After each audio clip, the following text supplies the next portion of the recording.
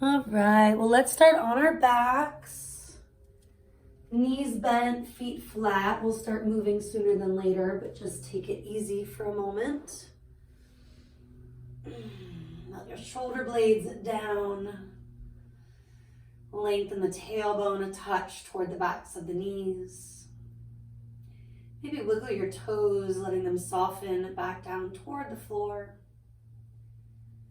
And then lick your lips, swallow. Maybe flutter them out once or twice to help relax your face, your jaw. And do take a few deeper breaths on your own. Palms up or down, allowing your body to ebb and flow with that breath. Shifting toward the ocean sounding inhalation. And maybe transitioning right away into that ocean sounding exhalation. While your mouth is closed, your lips are still very relaxed, not tensing or gripping as we often do in the jaw, the throat. And the tongue is resting on the roof of your mouth as you're breathing in this way. Starting to look for a little stillness both at the top and the bottom. Feeling that moment when you're full, that moment when you're empty. We're going to take it right into reclined pigeon, right ankle on top of your left thigh. Let's take the right hand to the inner right leg, left hand to the left hip, and just gently press the thigh away 2-3 times on the exhale. And then keeping it away from the belly, pick up the left foot, take your hands through and around thigh or shin bone. You can always circle that right foot or ankle once, twice one way, once or twice the other. Settling in the flexion, wake up the toes. Maybe rock a little bit to your left and then ease that right thigh a little further right with your elbow. And let's take at least 3 more complete breaths here.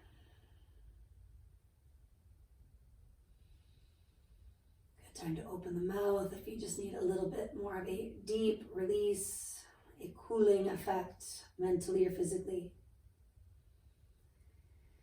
And then eventually feet to the floor, even out your hips and waist. Left ankle crossing over. Consider those easy dynamic movements. Take a few rounds just firming the right hip down with your right hand, easing the left inner thigh away with your left hand. Notice if the neck is cranking or the face is tightening, do what you can to soften those spaces. Keep the left thigh relatively far from your belly. Picking up the right foot, do reach through and around thigh or shin. And maybe circling the left ankle once or twice one way, then the other.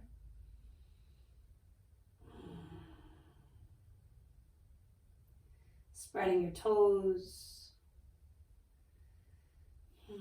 Settling in that flexion, but not forcing things. Your foot could always relax if it aggravates the shin, and then just kind of brighten the toes from there. And let your bottom foot maybe do a little bit less, easing into that left glute a little bit more.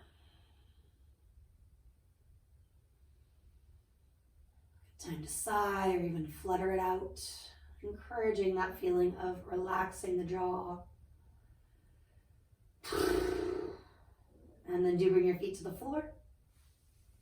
Even out your hips, your waist, your head and neck. And then from there, draw the knees in.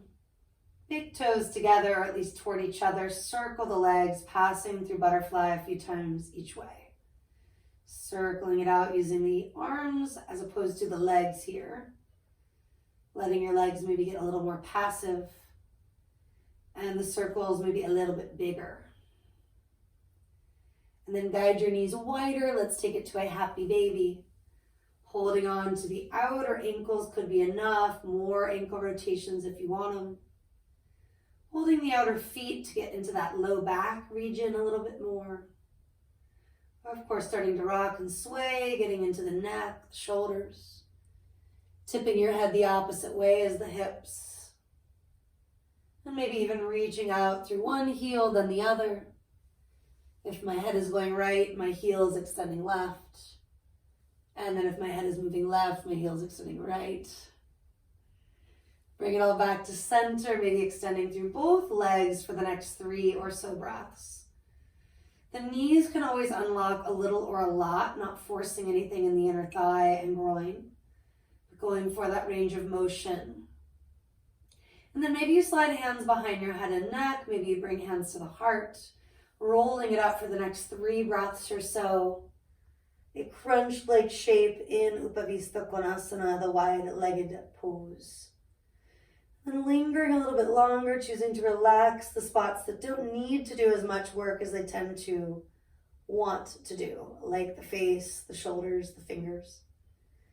And then find your way back down. Use your hands to close the legs back together. Knees to your chest. And you can rock and roll with me or turn to the side, take it easier. And we'll come together in a tabletop position. Rock and rollers, take several. Go from the tail to the back of the head, or at least the upper spine. And maybe catch your balance for that breath or two in Navasana. Any modifications of the boat pose. And then as mentioned, table if you forget to get there. Welcome, Laura, nice to see you. So take a few breaths in your table, spread your fingers out, stack your bones. Soft elbow joints here first. Inhaling, just that simple arching and rounding, roughly 3 or so cat-cows. Kind of assessing how you're feeling.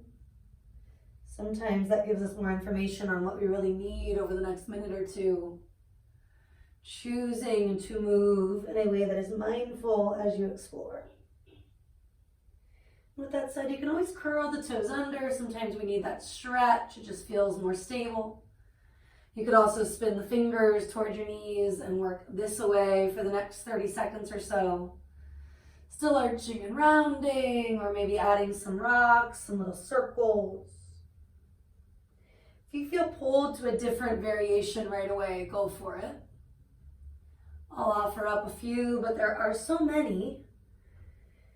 And sometimes I don't include one option for several classes and you might miss it, right? So choosing to take what makes sense. Notice the face, the shoulders. Are there places you can soften? Find that quality of sukha, of ease after putting in that stira, that effort. We'll spin it back around if you did choose that wrist and forearm stretch. Walk your hands forward, melt the chest forward and down, meeting in Anahata Asana, the heart chakra opening posture, puppy dog. Maybe plant your elbows, join your palms, take your thumbs toward the mid-upper back region. Next few breaths, you can rock, sway, or just land in this shape.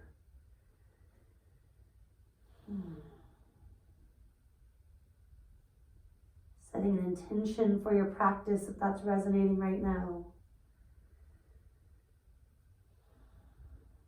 Noting connecting to the inhale, the exhale could be a good place to start or stay.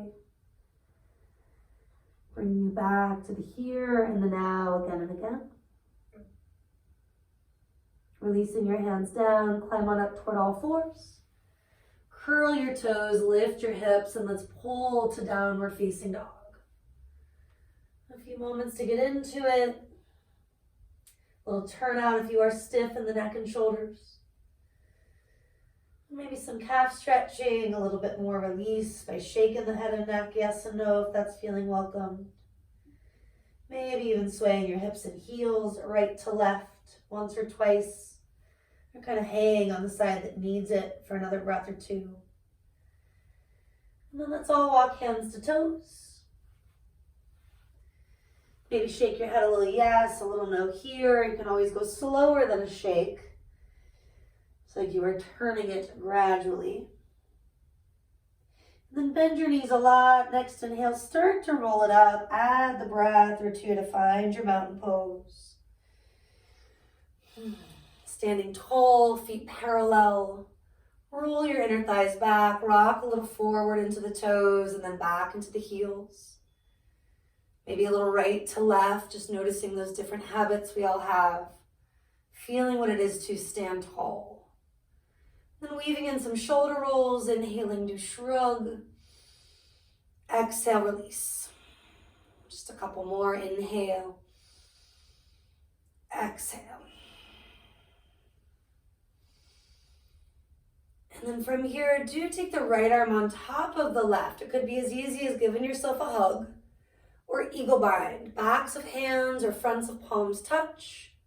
Your elbows are basically blocking your view. Don't force anything in the head and neck. Just let them be as they are. Pulling the elbows forward and up, fingers brighten.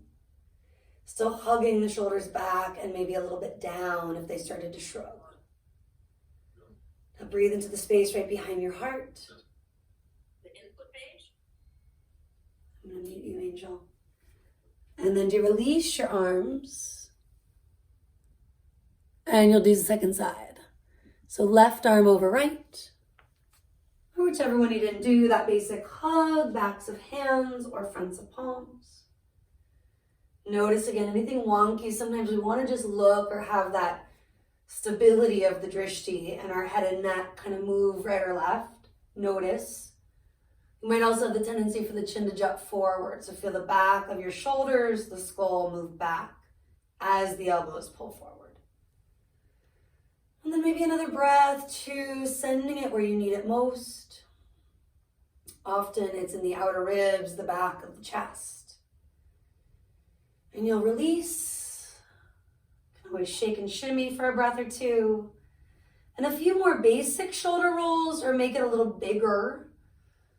You could even take the arms forward and up. And then back and down. You can also reverse direction, do one at a time. Last cycle or two on your own. Now let's interlace fingers or get your strap. Maybe take feet a bit wider here. First, just pulling the knuckles down, gently lift your chest up. You're not folding yet. Instead, simply soften the front ribs in. Think about that idea of stacking the head on top of the shoulders. And turn and look to the right for the next breath or two. Let your left shoulder head move left as you look further right. And then you'll pass through neutral, breathing in, breathing out, looking left. Let the right shoulder head loop right. Another breath, maybe two. Looking a teeny bit further if that's available. Now take it all to neutral. Take the inhale at the top. Hinging at your hips, exhale, fold it down. A few moments, maybe just letting your head hang. Sometimes we need that. Going further, looking right, bend the left knee, do reach left for a breath or two. Let the right leg straighten a touch. And if you're weaving that in, consider looking left, reaching right, bending the right knee, the left leg gets a touch straighter. Back toward neutral. We are going to lift today with a flat back as much as possible. Taking an inhale or two, root through the feet to rise. Taking that exhale or two, you can shake it out, shimmy it out, shoulder roll it out. And then do interlace with the other thumb on top or reconsider that prop, any yoga strap, a sock, whatever you got. The other thumb is on top, great, but if you can't figure it out, it happens. Just doing our best. Taking a breath or two, maybe starting looking left the first time, and then eventually to the right. Lingering on the side that maybe needs it a little bit longer.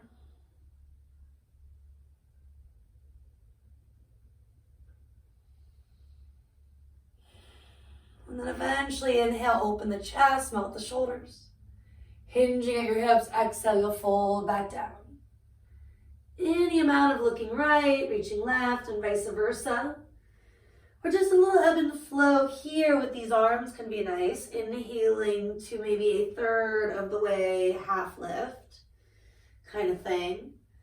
Not going as far as maybe Ardha Uttanasana, just checking in with the low back, the shoulders as you flow. And after you do that 2-3 times with the hands interlaced, drop the arms. And take 2-3 of these with the hands on the shins or right outside the feet. Maybe on blocks if that's effective. And feel that space you are creating across your chest, in turn in your lungs for your respiratory system. Bring it with you, walking it out, downward facing dog. And just take a few more breaths observing the effects of your warm-up. Speaking of warmth, right, we're going to come forward for plank. Consider knees coming down, navel hugs in, shift forward and as slow as you can go. Take it toward Chaturanga and then of course all the way down to the ground. You'll reach your feet back, pull your heart forward, inhale low cobra. Exhale to float it down. Inhaling low, maybe medium cobra. And we exhale, this time cobra or into an up dog. You can just hold steady. You can also turn your head or tip it one way, the other. Breathing in, breathing out. And then pushing back. Maybe you want that down dog.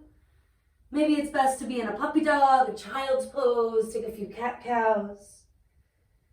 Great time to weave in a sigh, any sort of horse breath where you flutter it out.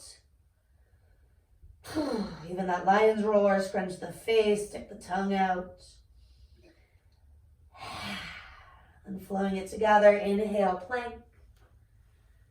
Your choice, knees up or down, lowering halfway is harder, all the way is a bit easier.